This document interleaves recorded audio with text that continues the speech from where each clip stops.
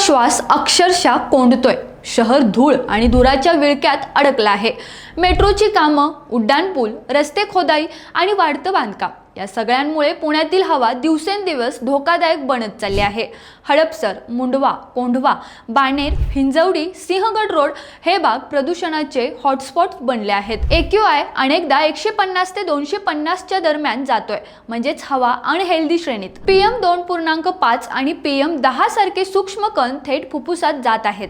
यामागचं मोठं कारण म्हणजे बांधकामावर नियंत्रणाचा अभाव.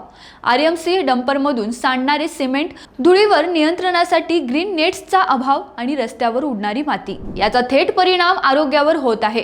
ज्येष्ठांना दमा, मुलांमध्ये श्वसनाचे आजार, तर दुचाकीस्वारकांना डोळ्यांची जळजळ आणि त्वचेचे विकार वाढले आहेत. महापालिकेने अँटी स्मॉग गन आणि AQI डॅशबोर्ड लावलेले असले तरी नागरिकांचा आरोप आहे की ही फक्त दिखावा कारवाई आहे.